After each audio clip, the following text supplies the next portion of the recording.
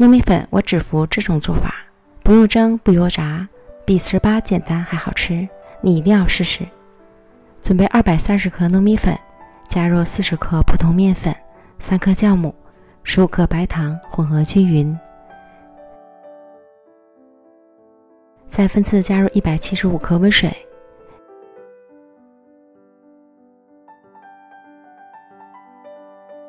搅拌成絮状，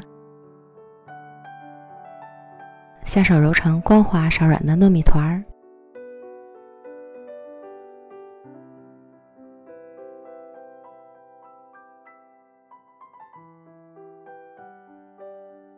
揪起一块，滚圆，按扁，捏成小窝状。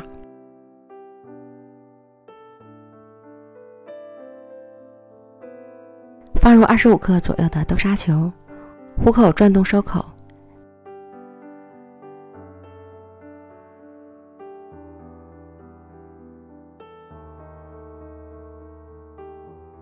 再滚圆润，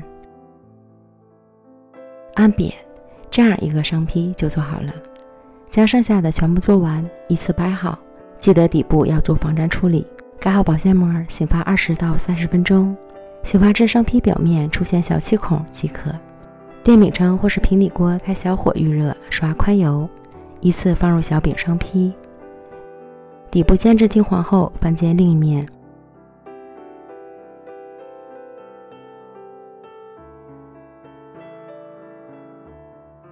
另一面煎至金黄，再次翻面，反复翻面2次，两面煎至金黄酥脆。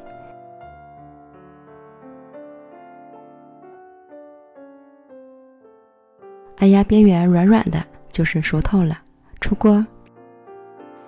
小糯米饼在放凉后，照样外酥里糯，皮儿薄馅儿大，吃上一口，又酥又糯又香甜，真是无法抗拒的美味。吃上了就停不住嘴了。发酵过的糯米饼，即使放2天也不会回生变硬。如果和我一样喜欢糯叽叽的美食的朋友，别错过，赶快安排起来吧。